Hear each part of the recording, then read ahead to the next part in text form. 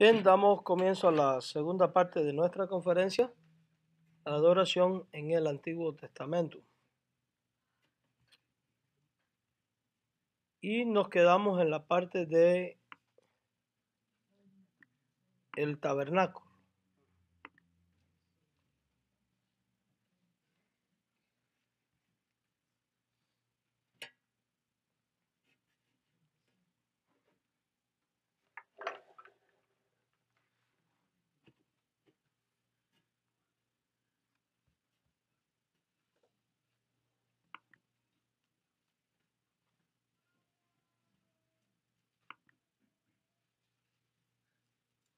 El tabernáculo, ¿eh?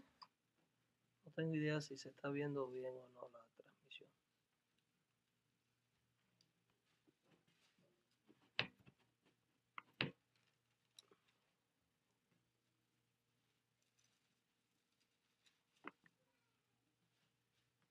Perfecto.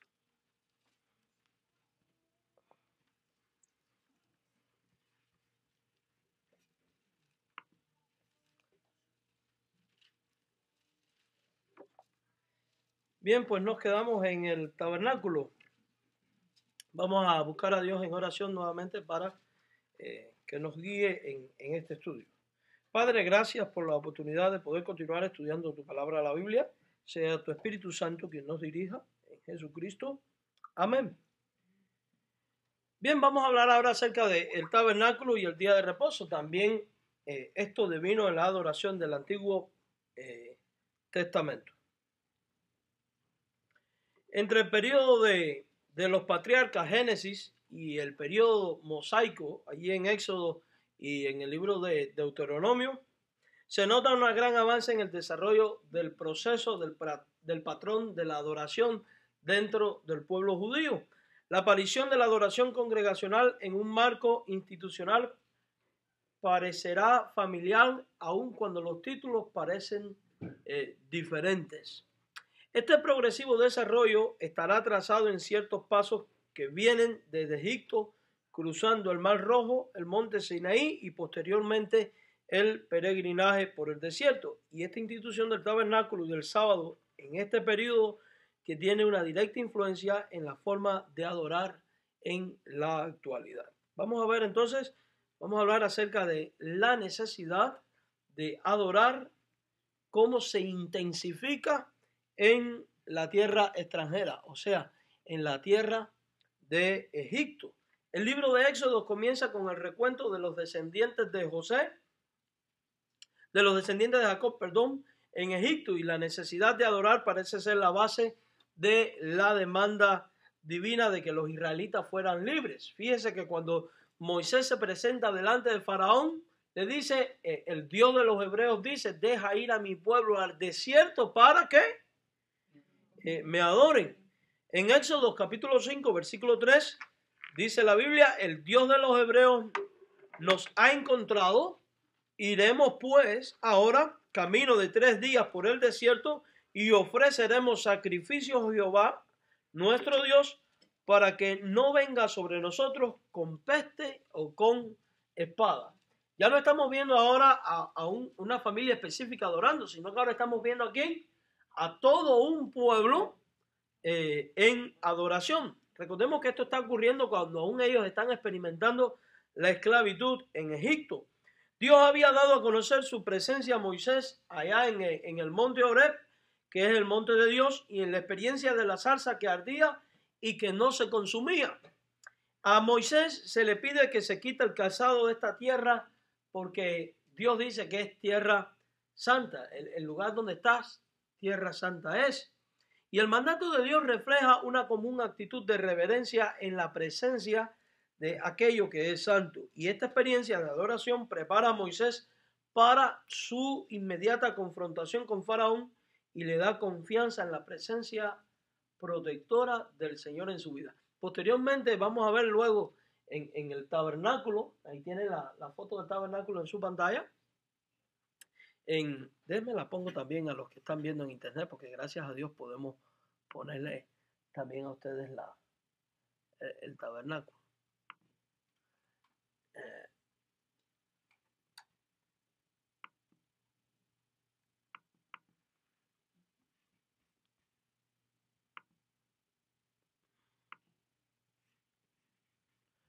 Bien, lo que venía diciendo, mis hermanos. Lo que venía diciendo, la participación de la cercana liberación del pueblo fue después celebrada en la práctica cúltica de la Pascua, que es la fiesta de los panes sin levadura, y la dedicación de los hijos varones primogénitos allí en el libro de Éxodo, en el capítulo 12, versículo hasta el capítulo número 13. Estas ceremonias tenían profundo significado teológico, ya que recordaban a los judíos de su liberación de la esclavitud en Egipto. De hecho, precisamente después, cuando Jesús viene y establece el nuevo pacto, los cristianos dejamos de celebrar la Pascua para celebrar ¿qué cosa? La cena del Señor, que nos recuerda ¿qué cosa? Que el Cordero de Dios había sido sacrificado de manera efectiva y había reconciliado al hombre pecador ¿con quién? Con Dios. Por eso la cena viene a ser sustituto de la Pascua. Jesús dice, este es el nuevo pacto en mi sangre, y después declara, hagan esto en memoria de mí. El pueblo hebreo celebraba la Pascua para recordar que habían sido liberados ¿de dónde? De Egipto. El pueblo cristiano celebra la cena del Señor para recordar que había sido liberado ¿de qué? Del pecado. ¿A través de quién? De Cristo. Por eso dice la Biblia que cuando celebramos la cena anunciamos su muerte y su resurrección. Esos son elementos que son importantes. Cuando la nueva nación Israel cruza el Mar Rojo hacia la recién encontrada libertad, Moisés dirige su culto de acción de gracias. Y este es el pasaje allí en Éxodo 15, versículo del 1 al 9, donde Miriam, la hermana de Moisés, en presencia de todo el pueblo, pues dirige en alabanza a Dios mientras el pueblo canta y mientras el pueblo baila. Ahora, esta acción de Miriam, de cantar y bailar, no significa que la iglesia del Nuevo Testamento tenga que cantar y bailar. Recordamos que aún Dios no había dado la ley, aún Dios no había dicho el culto va a ser así, así y así.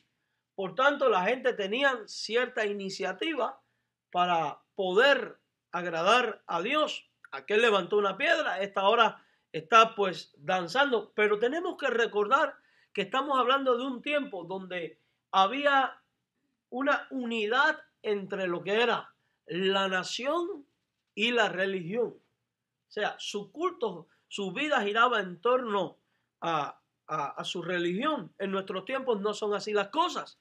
Cuando nosotros vemos la iglesia cristiana, en ninguna parte se manda a que se dance en la iglesia de Cristo.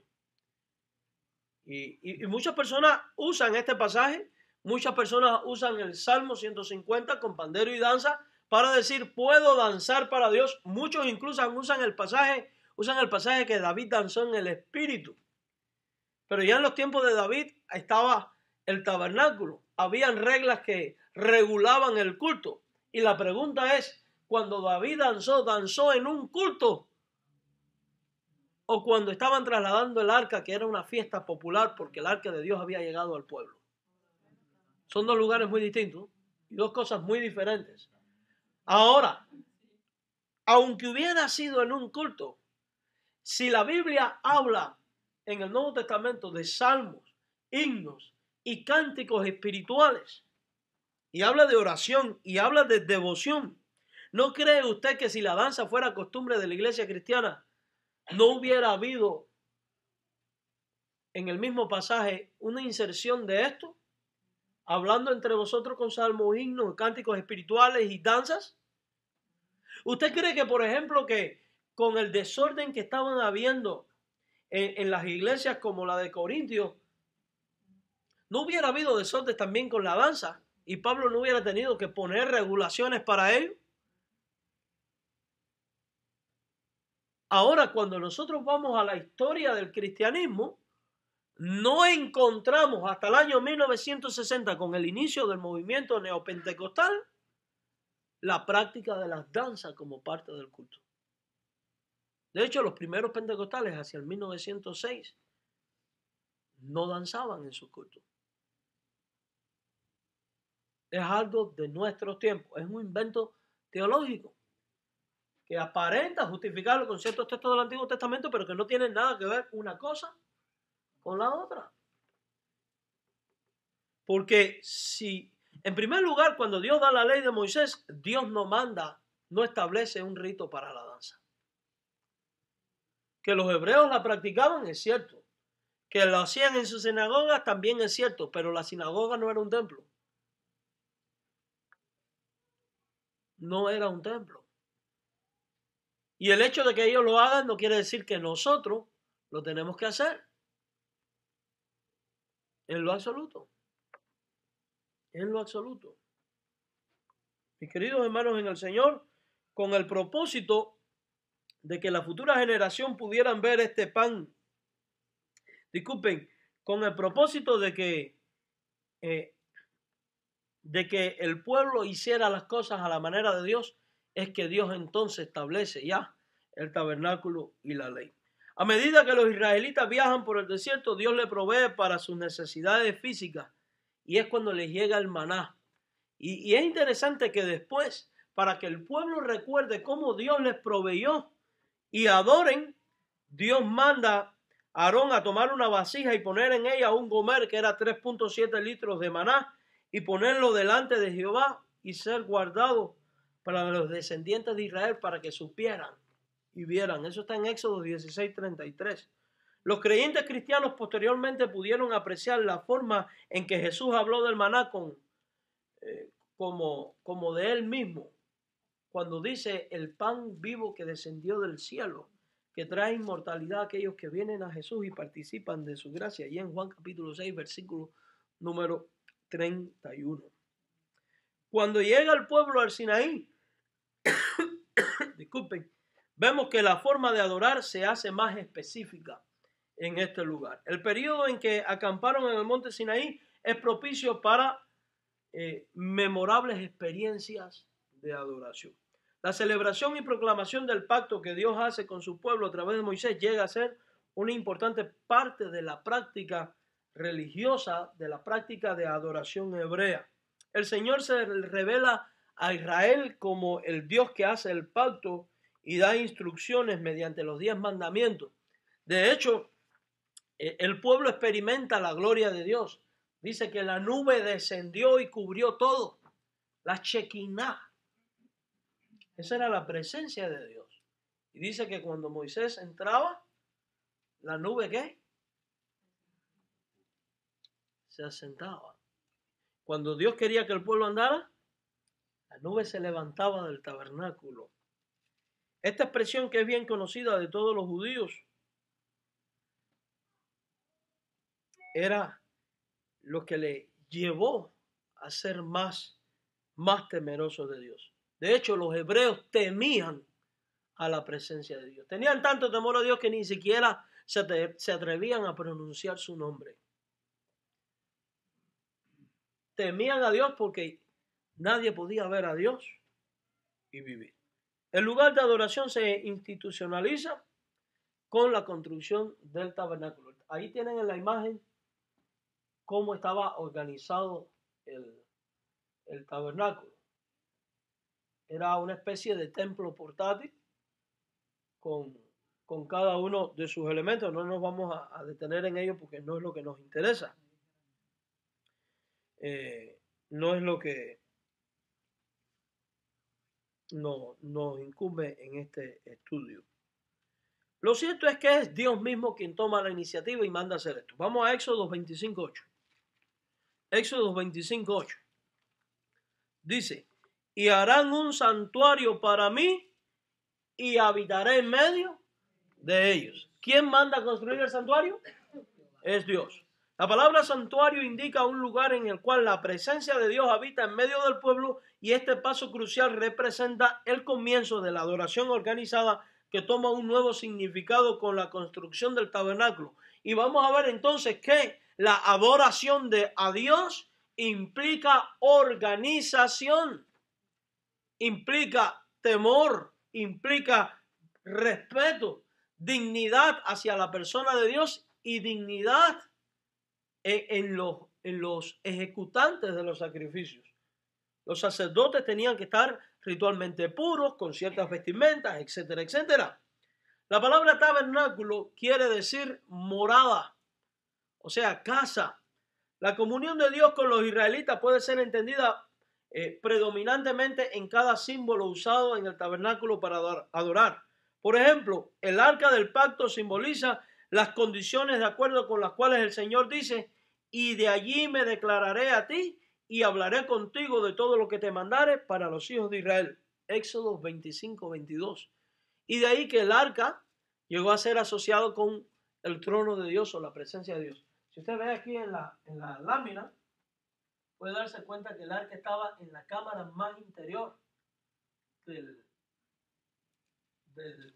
tabernáculo, lugar donde solo podía entrar el sumo sacerdote una vez al año. La mesa de los panes de la proposición o los panes de la presencia parece simbolizar la presencia del Señor como el alimento vital del pueblo. O sea que cada cosa va teniendo un ¿qué? Un significado que va apuntando al pueblo hacia esta dirección. Yo estoy con ustedes. ¿No fue Cristo el sacrificio perfecto? ¿Y cuáles son sus últimas palabras? Yo estoy con vosotros. ¿Se da cuenta? Los candeleros simbolizan la presencia de Dios como fuente de luz de la vida. Y estos y otros símbolos actúan para conectar la atención sobre el sentido de la Shekinah del Señor, o sea, la creencia de Dios al pueblo. Y aún la forma en que estos símbolos eran arreglados enseñan las lecciones concernientes al acercamiento a la presencia del Señor. Por tanto, era visto el tabernáculo como casa de Dios, como la presencia de Dios entre el pueblo. No es de extrañarnos entonces que todas las tribus de Israel se asentaban cuando paraban la marcha alrededor de ¿qué?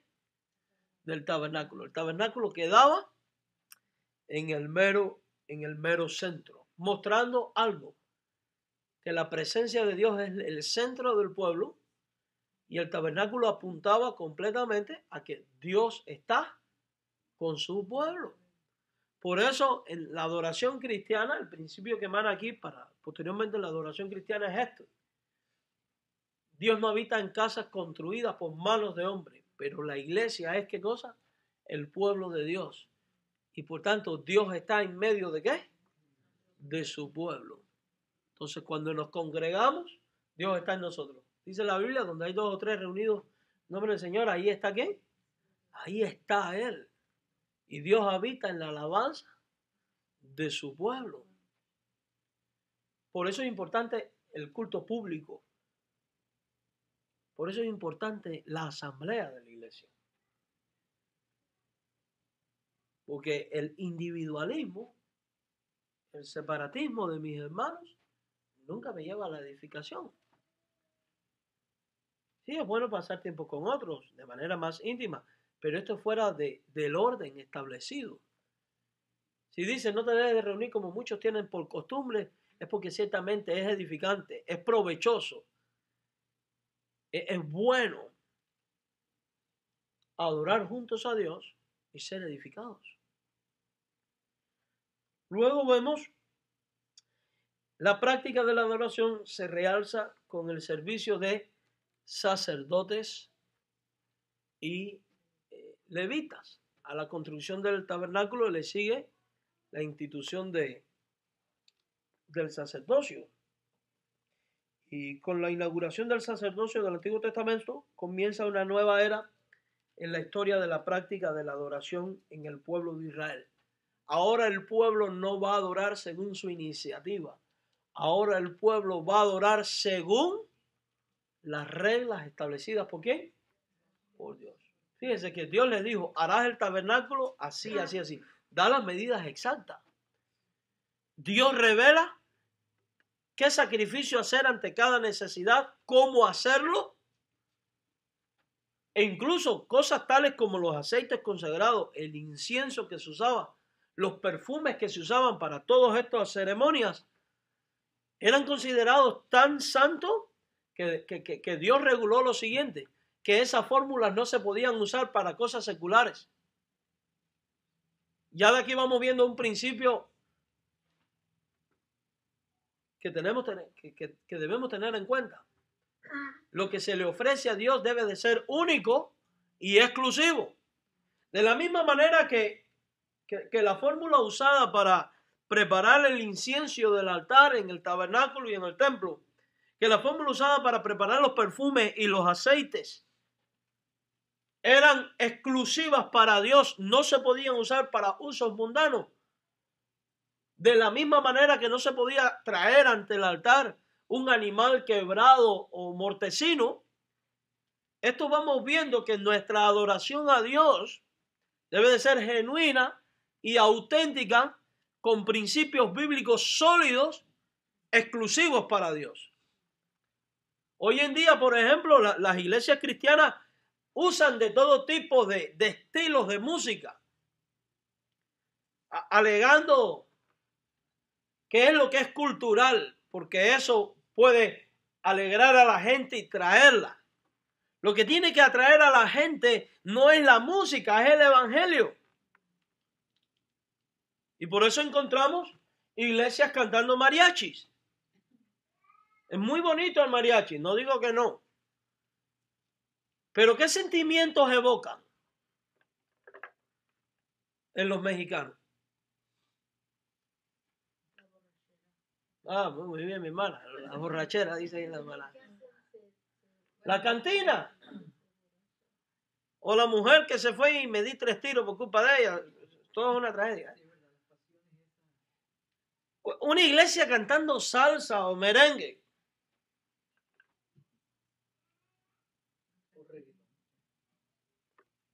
¿Qué da deseo? Por eso no es de extrañarnos que haya gente meneando las cinturas en los cultos. No es de extrañarnos. Y esto puede ser visto como un extremismo, pero no lo es. Lo que era santo era solo para Dios. ¿Cómo puede usted pretender que un estilo de música que es usado para satisfacer la carne humana y que puede evocar sentimientos humanos, usted pretenda que sea agradable a Dios? Eso es traer animal mortecino entre él. Eso es ofrecerle a Dios cualquier cosa. La música de la iglesia tiene que ser escrita y preparada única y exclusivamente para Dios. Hoy en día, cristianos escuchando música rock, heavy metal. No, que lo importante es la letra, también lo es el estilo y el origen de las cosas. ¿Quién no sabe que la música rock tiene por origen honrar al diablo? Y es la usada por las iglesias satánicas. ¿Qué pasó con los hijos del sacerdote cuando tomaron fuego extraño y lo ofrecieron a Dios? Cuando se atrevieron, y fíjense que lo que hicieron fue simplemente esto. Tomaron un carbón encendido de otro lugar para encender el incienso. No tomaron del fuego que Dios les dijo de este. Murieron. Hay muchas iglesias hoy en día tomando del fuego extraño del mundo para venir a ofrecerlo a Dios.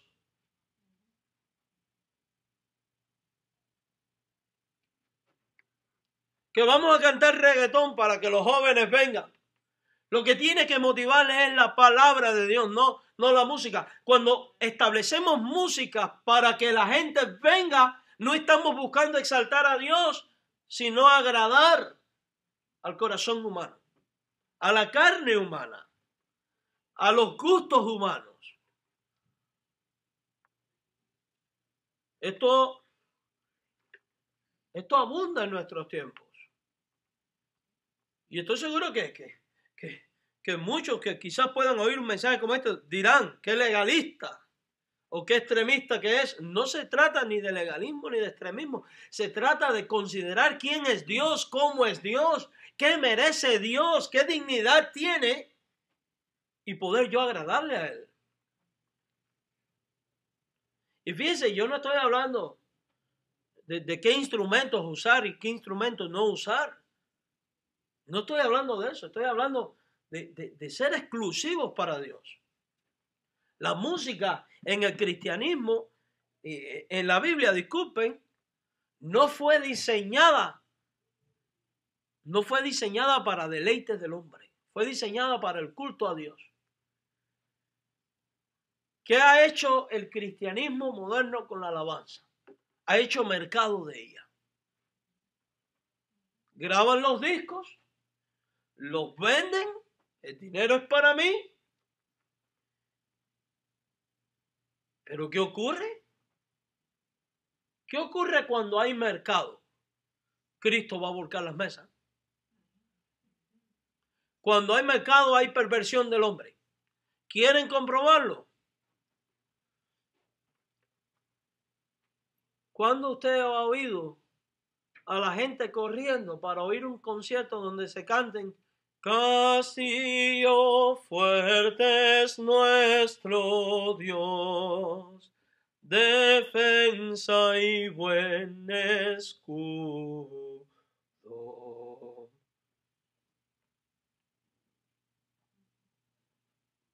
No, ahora le pusieron música de tipo discoteca. Cuidado.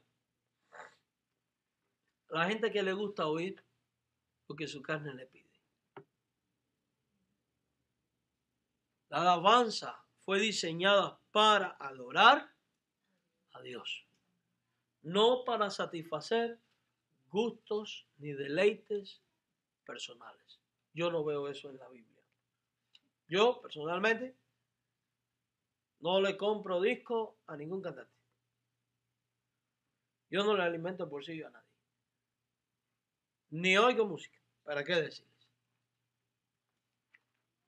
Cuando yo tengo necesidad de adorar a mi Dios, agarro mi himnario y canto a capela o toco yo mismo el instrumento. No digo que esté mal. No.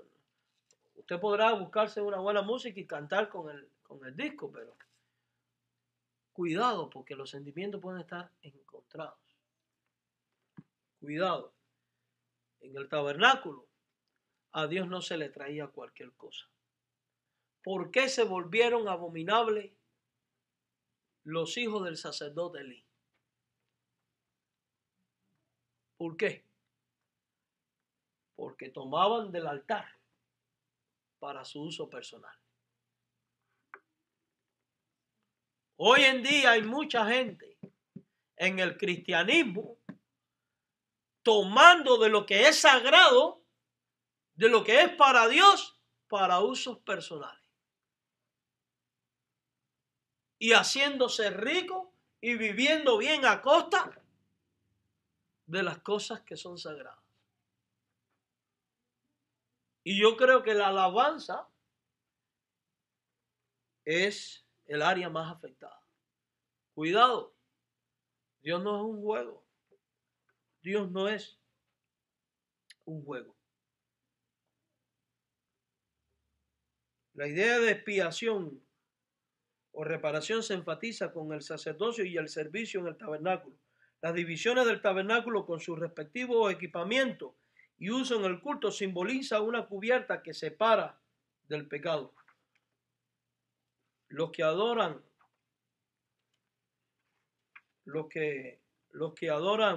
obviamente lo hacen para Dios. Vamos a hablar ahora sobre el templo. Ahí tenemos una imagen del templo de Salomón. Después que David muere, pues Dios manda a construir el templo. El templo no es otra cosa que la continuidad de lo que pasaba ¿dónde? En el tabernáculo. Lo único que ahora iba a estar fijo en un edificio mejor estructurado. Fíjense, mis hermanos, Dios da las instrucciones para construir el templo de la misma manera que lo había dado ¿para qué? Para el tabernáculo. Y exige que el templo sea hermoso. que los materiales para su construcción sean el resultado ¿de qué? De las ofrendas del pueblo. Y hubo, y cuando hubo para la construcción uno de los templos o el tabernáculo, no recuerdo muy bien, hubo tanto que la gente de Dios que mandaron a decir, ya lo traigan más. Díganle eso a todos estos sinvergüenzas de estos tiempos que usted vea. Por mucho que le traigan, te dicen más. Siempre se lo embolsillan, ¿eh? No, mis hermanos. El templo es el resultado de un diseño de Dios. Ahora vemos que el templo tiene dignidad. ¿Por qué el templo es mandado a construir con hermosura? ¿Por qué? Ahí tienen una foto en 3D sobre aparentemente cómo fue el templo. ¿Por qué el templo es diseñado con hermosura? Porque es la casa ¿de qué? De Dios. Porque refleja la gloria de Dios, la majestad de Dios. Ahora, ¿cualquiera podía entrar a él? No. En estos tiempos, una de las características del sacerdocio es que eran un pueblo exclusivo. Ellos hablaban de Dios al pueblo y le hablaban al pueblo de Dios. Luego este exclusivismo se rompe cuando Cristo muere, lo vamos a ver en la lección de mañana, y cada creyente ahora es un sacerdote ¿de quién? De nuestro Señor Jesucristo. El templo tiene la misma estructura del tabernáculo, o sea, no vamos a hablar mucho de ello. Tiempo después, el pueblo se aleja de Dios, cae en idolatría y es cuando vienen los periodos de la deportación y el templo queda ¿cómo? En ruinas. ¿Por qué permitió Dios que el templo quedara en ruinas? Porque el pueblo le había ¿qué? Abandonado. Por eso esa ruina significaba no estoy a favor de lo que ustedes hacen. Luego llegamos al periodo de la restauración, o sea, el periodo en el cual Dios va a empezar a restaurar a su pueblo y a traerlos de vuelta. Y en este periodo de restauración y cautiverio ocurren una serie de cosas. Aunque el cautiverio fue consecuencia de la falta de cumplir las instrucciones de Dios entre los israelitas, y fíjense en esto, incumplir lo establecido por Dios trae consecuencias, no fue esto sin algún beneficio. O sea que Dios había determinado que el cautiverio era conveniente para el pueblo porque el pueblo iba a recapacitar, iba a arrepentirse de su idolatría y se iba a volver a la adoración al único Dios verdadero. ¿Se da cuenta que la causa de la caída del pueblo fue por abandonar su adoración, por pervertirse en la adoración, por irse tras ídolos? Y la causa de la restauración fue ¿cuál? Volverse hacia quién? Hacia su Dios. Entonces, la vida en una tierra extranjera con el culto pagano trae a los israelitas a un sentido común. Les cura de su idolatría y tendencias politeístas. Después que ellos ven el resultado del paganismo, ellos dicen, no, el monoteísmo es afianzado. Y después que el pueblo regresa, no vemos a los israelitas nunca más caer en idolatrías. Si no sé qué, fieles a la Shema, a oye Israel, Jehová tu Dios, Jehová uno es. Nunca más Israel interrumpe en adoración al verdadero Dios. En este tiempo también surge la sinagoga. La sinagoga judía es probablemente instituida durante ese tiempo en respuesta a la sentida necesidad de educar a sus hijos en la herencia de sus antepasados en la ley de Moisés. La palabra sinagoga significa congregación, asamblea o reunión, que en griego después viene a ser eclesía. Interesante, ¿verdad? Por eso el culto cristiano primitivo seguía el mismo orden de la sinagoga en su reunión.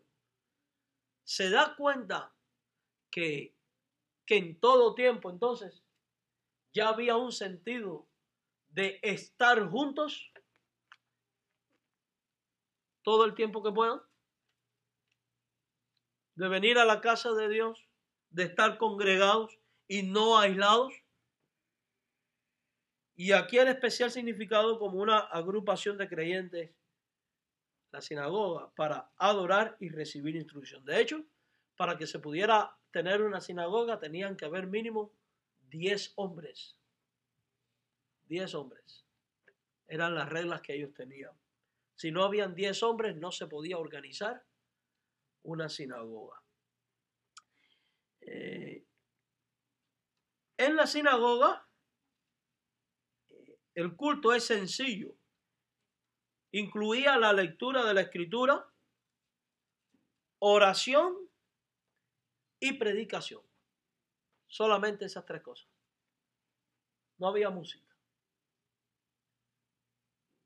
Interesante. Oración, lectura e instrucción de la Biblia.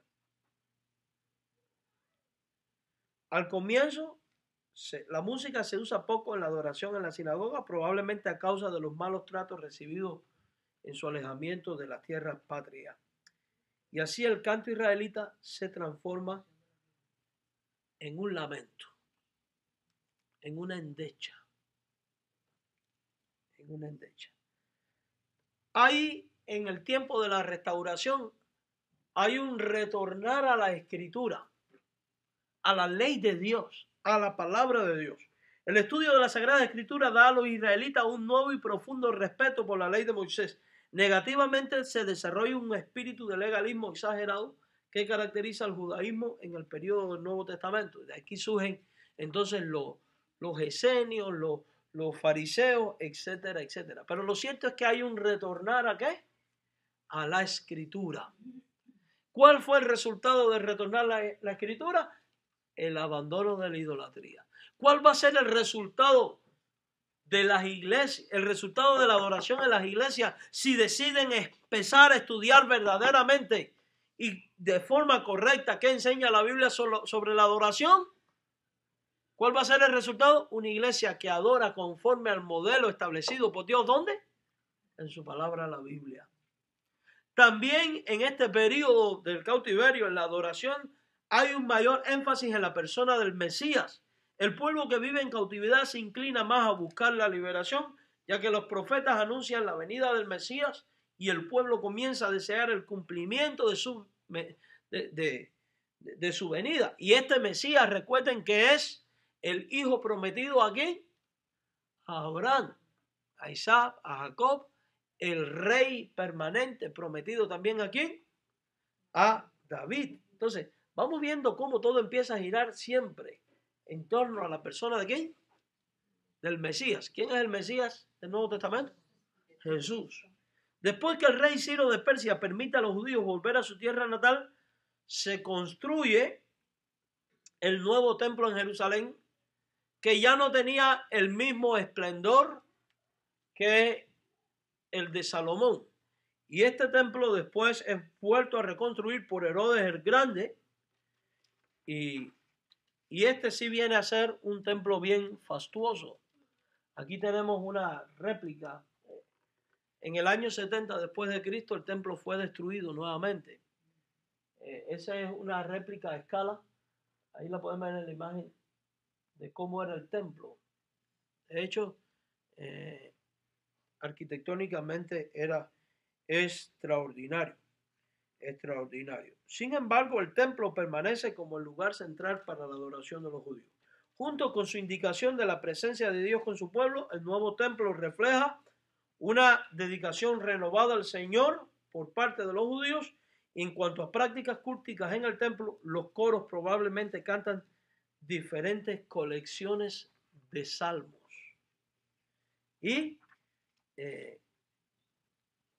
empiezan a ejecutarse todas las festividades. Ahí podemos ver un plano más amplio de lo que era el templo. Si se pueden dar cuenta, era una estructura bien grande.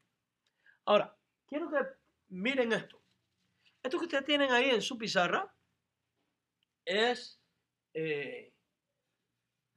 una una lámina del calendario hebreo, las fiestas que celebraban los hebreos.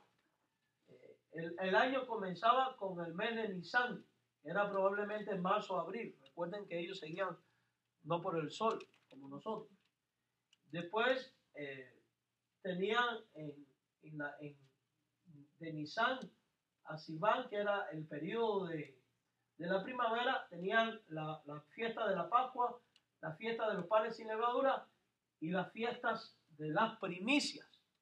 Luego, en el mes de Sivan, tenían las fiestas de Pentecostés, que eran normalmente después de la fiesta de la Pascua. Creo que, mal no recuerdo, 40 días, 50 días después.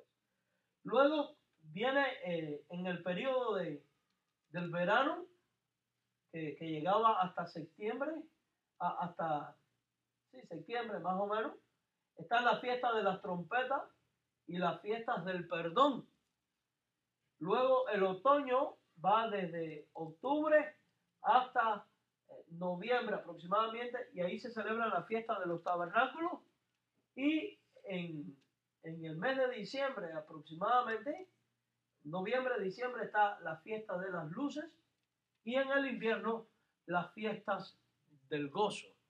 Ellos así dividían su calendario, sus distintos tipos de ritos, etcétera, etcétera. Entonces, amados hermanos, para la próxima lección vamos a estar hablando acerca de la adoración en el Nuevo Testamento. Ya hemos visto todos los elementos que formaban parte del culto del Antiguo Testamento. Resaltan el sentido de orden, santidad, dignidad en la persona de Dios. Resalta el adorar de manera colectiva, constante y siguiendo las normas establecidas ¿por quién? Por Dios, y no siguiendo ideas humanas. El Señor les bendiga y damos gracias al Señor por este tiempo. Mañana estaremos hablando acerca de la adoración en el Nuevo Testamento. Les esperamos nuevamente a las 7 de la noche. Los que nos siguen por el internet, les esperamos a las 7:40. Ustedes van un poquito más atrás que nosotros. Saludamos a todos los que nos han estado viendo. Tenemos 17 personas que nos están siguiendo. Saludos a ustedes también. Vamos a orar y de esta manera pues somos despedidos. Gracias, Padre, por la bendición de poder estudiar tu palabra, la Biblia. Ayúdanos a ser un pueblo que en todo tiempo se deleita en hacer tu voluntad, seguir tus pasos, buscar tu consejo y actuar conforme a tu palabra. Queremos ofrecer una adoración como es digna de un Dios que es 3 veces santo como tú eres santo. Una adoración que sea disciplinada, en orden, con dignidad, Señor. Ahora llévanos a nuestros hogares con tu bendición. En Jesucristo. Amén. El Señor les bendiga, hermano.